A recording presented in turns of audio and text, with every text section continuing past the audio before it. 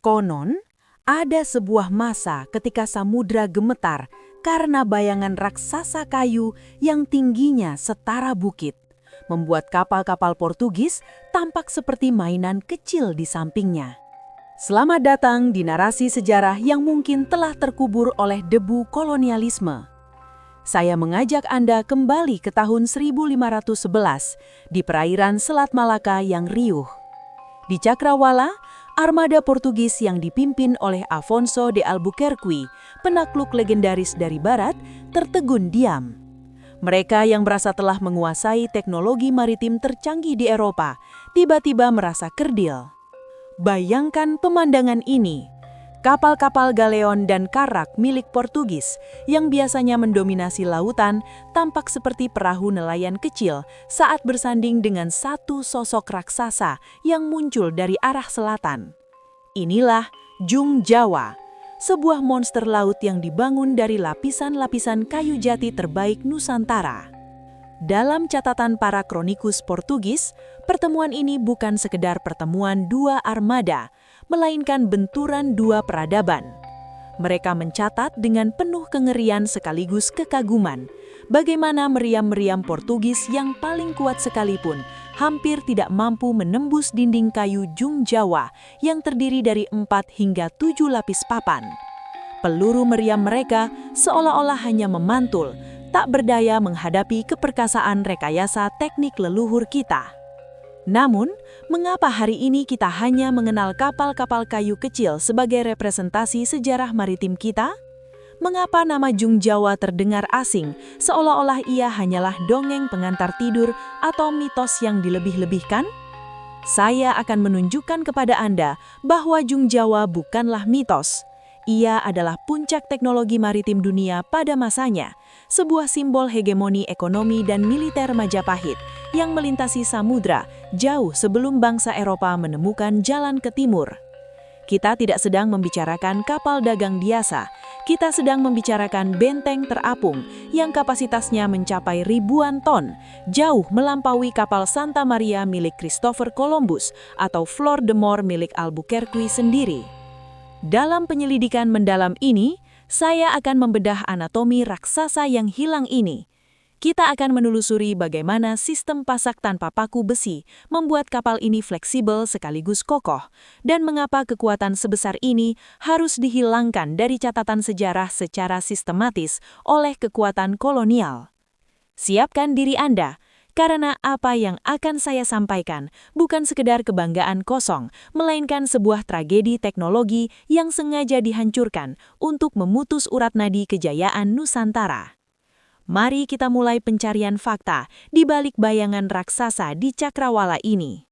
Bayangkan diri Anda berdiri di pesisir utara Jawa pada awal abad ke-16. Sejauh mata memandang, dari Jepara hingga Rembang, garis pantai tidak dihiasi oleh ketenangan, melainkan oleh hiruk-pikuk industri yang skalanya mungkin sulit kita bayangkan hari ini. Jika masa kini kita mengenal Silicon Valley sebagai pusat inovasi teknologi digital, maka pada masa itu, pesisir utara Jawa adalah Silicon Valley bagi teknologi maritim dunia. Disinilah ribuan pengrajin, ahli metalurgi, dan arsitek perkapalan berkumpul untuk menciptakan monster laut yang kelak akan membuat gentar para pelaut Eropa.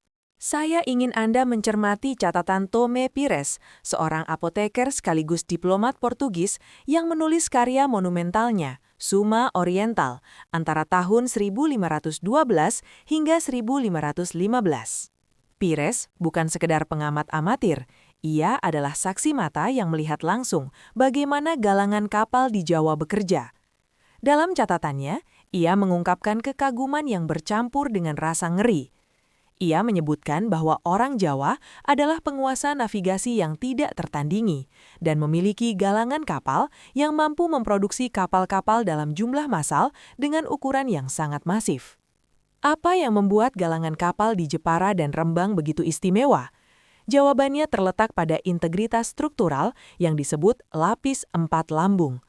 Mari kita bedah secara teknis, mengapa teknologi ini menjadi kunci supremasi Nusantara. Kapal-kapal barat pada masa itu, seperti karavel atau galeon, umumnya hanya mengandalkan satu lapis papan kayu yang diperkuat dengan kerangka internal dan paku besi. Namun, leluhur Anda memiliki pendekatan yang jauh lebih progresif. Mereka menggunakan kayu jati terbaik dari hutan-hutan pedalaman Jawa yang dikeringkan dengan sempurna. Bukannya menggunakan paku besi yang rentan berkarat dan melapuk karena air garam, mereka menggunakan sistem pasak kayu dan teknik jahit yang sangat presisi. Namun rahasia terbesarnya adalah lapisan lambungnya. Jung Jawa dibangun dengan 4 lapis papan kayu yang saling mengunci. Bayangkan sebuah perisai setebal hampir 1 meter dari kayu jati padat. Tome Pires mencatat sebuah peristiwa yang sangat krusial. Ketika kapal-kapal Portugis mencoba menembakkan meriam mereka ke arah Jung Jawa, peluru-peluru meriam tersebut tidak mampu menembus lambung kapal. Peluru besi itu hanya bersarang di lapisan luar atau bahkan terpental jatuh ke laut. Kapal ini bukan sekedar alat transportasi. Ini adalah benteng terapung yang mustahil ditenggelamkan oleh teknologi artileri barat pada masanya. Keunggulan ini bukan tanpa perhitungan matang. Para arsitek Samudra Jawa memahami bahwa fleksibilitas adalah kunci kekuatan di tengah hantaman badai samudra. Dengan menggunakan pasak kayu dan lapisan ganda, Jung Jawa memiliki kemampuan untuk bernafas dan menyesuaikan diri dengan tekanan air, menjadikannya kapal yang sangat kokoh sekaligus lincah untuk ukurannya yang mencapai panjang 50 hingga 70 meter, dengan bobot mati mencapai 500 hingga 1000 ton. Sebagai perbandingan, kapal Flor do Mar, kapal kebanggaan Portugis yang dipimpin Alfonso de Albuquerque, terlihat seperti perahu kecil jika bersanding di samping raksasa Jawa ini. Saya ingin menekankan satu hal penting di sini. Keberadaan galangan kapal ini membuktikan bahwa ekonomi Nusantara kala itu telah mencapai level industri tinggi. Untuk membangun satu unit Jung, dibutuhkan rantai pasok yang masif, mulai dari penebang kayu di hutan, pengangkut logistik, ahli pengawetan kayu, hingga pengrajin layar yang menggunakan serat tanaman khusus yang tidak mudah robek.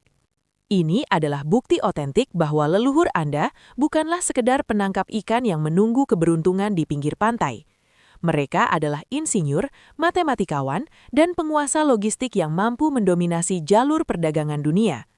Namun, sebuah pertanyaan besar muncul. Jika teknologi ini begitu dikdaya, mengapa hari ini kita hampir tidak menemukan jejak fisiknya? Mengapa sejarah besar ini seolah menguap dan hanya tersisa dalam lembaran catatan kuno yang berdebu? Jawaban atas pertanyaan itu membawa kita pada sisi gelap kolonialisme, sebuah upaya sistematis untuk menghancurkan bukan hanya fisik kapalnya, tetapi juga mematikan pengetahuan dan kemampuan bangsa ini untuk membangun kejayaannya. Kita akan menggali lebih dalam bagaimana pembunuhan karakter teknologi ini dimulai. Di era di mana samudra adalah satu-satunya jalur utama perdagangan dunia, Jung Jawa bukan sekadar moda transportasi. Ia adalah simbol kedaulatan yang tak terbantahkan. Pada puncak kejayaannya di abad ke-15 hingga awal abad ke-16, kekuatan maritim Nusantara bukanlah sesuatu yang bisa dipandang sebelah mata. Anda harus memahami bahwa di mata bangsa-bangsa pengelana saat itu, perairan Jawa adalah wilayah dengan standar teknologi kapal yang melampaui masanya. Bayangkan, atmosfer di pelabuhan Sunda Kelapa atau pelabuhan-pelabuhan besar di sepanjang pesisir utara Jawa. Kapal-kapal Jung ini dibangun dengan teknik trinail atau pasak kayu tanpa paku besi. Inilah yang membuat lambung kapalnya sangat lentur dan tahan terhadap benturan karang maupun terjangan ombak ganas samudra. Dengan 4 hingga 7 lapis dinding kapal, Jung Jawa seolah menjadi benteng terapung. Namun, kejayaan ini mencapai titik krusial ketika Malaka jatuh ke tangan Portugis pada tahun 1511. Peristiwa ini bukan sekadar pergantian kekuasaan, melainkan sebuah ancaman langsung terhadap dominasi ekonomi Nusantara. Disinilah sosok Pati Unus, atau yang dikenal sebagai Pangeran Sabrang Lor, tampil ke permukaan sebagai ahli strategi militer laut yang visioner. Mengapa Pati Unus dianggap sebagai ancaman terbesar bagi kolonialisme Eropa? Karena beliau memahami satu hal, perang di laut tidak bisa dimenangkan hanya dengan keberanian, tetapi dengan proyeksi kekuatan masif. Dalam catatan sejarah yang tersisa seperti Suma Oriental karya Tome Pires, terekam bagaimana Pati Unus mengorganisir ekspedisi besar-besaran. Bukan hanya 1 atau 2 kapal, melainkan armada yang terdiri dari puluhan kapal jung raksasar yang membawa ribuan prajurit dengan persenjataan meriam yang masif. Anda perlu mencermati taktik beliau. Pati Unus tidak hanya sekadar mengirim kapal untuk berperang, ia membangun aliansi militer dan logistik yang sangat teratur. Kapal-kapal jung ini dirancang sebagai kapal induk logistik yang membawa perbekalan untuk kampanye militer berbulan-bulan. Ketika armada ini membelah ombak menuju Malaka, mereka membawa beban harga diri sebuah peradaban. Disinilah letak benturan kepentingan yang fatal. Portugis, yang saat itu baru saja menancapkan pengaruhnya di Semenanjung Malaya, merasa terintimidasi. Dalam laporan-laporan rahasia para kapten kapal Portugis, mereka mengakui bahwa kapal-kapal Jawa ini begitu besar hingga tampak seperti pulau kecil yang bergerak di cakrawala. Ketakutan mereka nyata. Mereka tahu jika Jung Jawa berhasil menguasai kembali jalur perdagangan Malaka, dominasi Eropa di Asia akan berakhir sebelum benar-benar dimulai. Pati Unus membawa kapal-kapal ini bukan untuk berdagang, melainkan untuk menegaskan posisi bahwa Selat Malaka adalah wilayah pengaruh Jawa. Kekuatan militer yang ditampilkan saat itu memaksa bangsa-bangsa besar untuk berpikir 2 kali. Namun kekuatan yang begitu dominan inilah yang pada akhirnya menjadi sasaran utama strategi penghancuran sistematis. Bagi kolonial, membiarkan teknologi kapal sebesar dan sekuat Jung Jawa tetap ada adalah resiko yang tidak bisa mereka toleransi. Maka setelah benturan-benturan hebat di perairan Malaka, muncul sebuah pola yang terstruktur.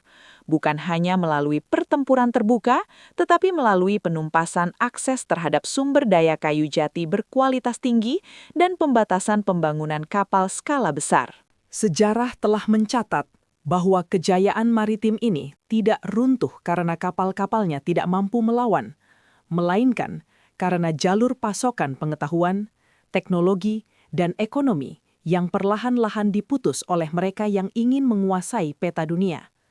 Kita sedang berbicara tentang pergeseran kekuatan global yang sengaja dirancang. Kehebatan kapal Jung Jawa yang mampu menantang Portugis di Malaka adalah bukti bahwa Nusantara pernah memiliki kapasitas untuk mengendalikan takdirnya sendiri di atas samudra luas.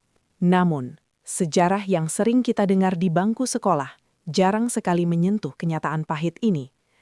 Kehancuran Jung Jawa bukanlah sebuah proses alami akibat ketertinggalan teknologi.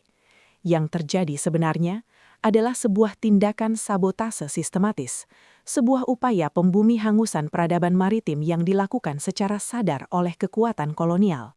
Saya ingin Anda membayangkan pemandangan di sepanjang pesisir utara Jawa pada abad ke-17. Dari Jepara, Rembang, hingga Tuban, langit yang biasanya cerah berubah menjadi hitam pekat oleh asap. Bau kayu jati yang terbakar tercium hingga berkilo-kilometer. Itu bukan sekedar kebakaran biasa, melainkan penghancuran massal galangan-galangan kapal Nusantara oleh VOC dan sekutunya. Mengapa mereka begitu bernafsu menghancurkan industri ini? Jawabannya sederhana namun mengerikan. Monopoli ekonomi tidak akan pernah bisa tegak selama pribumi masih memiliki truk samudra raksasa yang mampu mengangkut ribuan ton rempah-rempah melintasi benua. Dalam catatan-catatan rahasia company, terdapat sebuah ketakutan yang nyata. Mereka menyadari bahwa kekuatan militer saja tidak cukup untuk menundukkan Nusantara. Selama para raja di Jawa masih memiliki akses terhadap galangan kapal yang mampu memproduksi jung dalam waktu singkat, maka kedaulatan laut kita tidak akan pernah padam. Oleh karena itu, strategi mereka bergeser dari perang di samudra menjadi sabotase di daratan. Salah satu momen paling krusial sekaligus tragis terjadi saat intervensi VOC terhadap konflik-konflik internal kerajaan. Saya mencatat bahwa pada masa pemerintahan Amangkurat I, di bawah tekanan dan pengaruh licik Belanda, terjadi sebuah kebijakan yang mematikan identitas kita sendiri. Atas desakan VOC yang menjanjikan dukungan politik, banyak galangan kapal di pesisir utara Jawa dihancurkan. Penutupan akses terhadap kayu jati berkualitas tinggi yang merupakan bahan utama kekuatan jung mulai diberlakukan. Kayu jati kini bukan lagi milik rakyat untuk membangun kebesaran bangsa, melainkan komoditas yang hanya boleh ditebang untuk membangun kapal-kapal Belanda di Batavia. Ini adalah bentuk pembunuhan karakter sebuah bangsa secara kolektif. Para ahli pembuat kapal yang selama berabad-abad mewariskan ilmu konstruksi kapal berlapis-lapis tanpa paku, tiba-tiba kehilangan pekerjaan mereka. Mereka dipaksa secara halus maupun kasar untuk hanya memproduksi perahu-perahu kecil, perahu nelayan yang hanya mampu menjangkau garis pantai, bukan lagi melintasi garis khatulistiwa. Kolonialisme menyadari satu hal. Untuk menjajah sebuah bangsa kepulauan, Anda harus membuat mereka takut akan laut. Anda harus memutuskan urat nadi maritimnya, hingga mereka melupakan fakta bahwa nenek moyang mereka pernah memerintah ombak. Secara perlahan, melalui aturan hukum dan pelarangan pembuatan kapal bertona sebesar, Jungjung Jawa yang legendaris itu mulai menghilang dari peta navigasi dunia. Kita dipaksa turun dari panggung global, dipaksa untuk membalikkan punggung dari samudra dan hanya menatap daratan sebagai sumber kehidupan. Inilah titik balik di mana Indonesia, yang tadinya merupakan poros maritim dunia dengan kapal-kapal raksasanya, mulai dikerdilkan menjadi bangsa agraris yang terisolasi di tanahnya sendiri. Identitas raksasa laut kita sengaja dihapus, dikubur di bawah puing-puing galangan yang terbakar, menyisakan mitos-mitos yang sayangnya mulai dianggap sebagai dongeng belaka oleh anak cucunya sendiri. Asap dari galangan-galangan kapal yang terbakar di pesisir Jawa mungkin telah lama hilang tertiup angin sejarah. Namun dampaknya masih kita rasakan hingga hari ini. Menghilangnya Jung Jawa dari cakrawala samudra bukan sekedar hilangnya sebuah alat transportasi, melainkan sebuah dekonstruksi identitas secara masif dan sistematis. Ketika kolonial Belanda melalui VOC menghancurkan tradisi maritim kita, mereka tidak hanya mengincar kayu-kayu jati yang kokoh, tetapi mereka sedang mematahkan tulang punggung kedaulatan ekonomi dan politik bangsa ini. Saya ingin Anda merenungkan hal ini. Mengapa bangsa Eropa begitu gigih melarang pembangunan kapal besar di Nusantara? Jawabannya sederhana namun menyakitkan. Mereka sadar bahwa selama orang-orang Nusantara memiliki teknologi untuk mengarungi samudra dengan kapasitas ribuan ton, maka monopoli perdagangan mereka tidak akan pernah aman. Dengan memaksa kita membakar kapal-kapal raksasa itu dan melarang para pengrajin lokal untuk mewariskan ilmu mereka, kolonial sedang melakukan amputasi budaya. Kita dipaksa turun dari anjungan kapal yang begah untuk kemudian menunduk di ladang-ladang perkebunan, menjadi kuli di tanah sendiri. Warisan Jung Jawa yang kita bicarakan hari ini bukanlah sekedar dongeng tentang kayu yang membusuk di dasar laut. Jung Jawa adalah bukti fisik dari kecerdasan luar biasa leluhur Anda. Bayangkan, sebuah teknologi tanpa paku besi menggunakan sistem pasak kayu yang presisi dengan lambung berlapis-lapis yang mampu menahan tembakan meriam bangsa barat pada masa itu. Ini adalah bukti bahwa sains dan teknologi kita pernah berada di puncak dunia jauh sebelum revolusi industri digaungkan di Eropa. Kehilangan ini meninggalkan luka psikologis yang disebut sebagai mentalitas inlander atau rasa rendah diri yang akut. Selama berabad-abad, kita dididik untuk merasa kecil, merasa tidak mampu, dan merasa bahwa segala sesuatu yang hebat pasti datang dari luar. Namun sejarah Jung Jawa hadir untuk membantah narasi tersebut. Sejarah ini mengingatkan saya dan Anda bahwa kita adalah keturunan para penakluk ombak, bukan sekedar penonton di pinggir pantai. Sebagai penutup, mari kita maknai kembali letak geografis kita. Laut yang membentang luas di antara pulau-pulau Nusantara jangan lagi Anda lihat sebagai pemisah atau sekat yang menjauhkan satu daerah dengan daerah lainnya. Sebaliknya, laut adalah jembatan emas.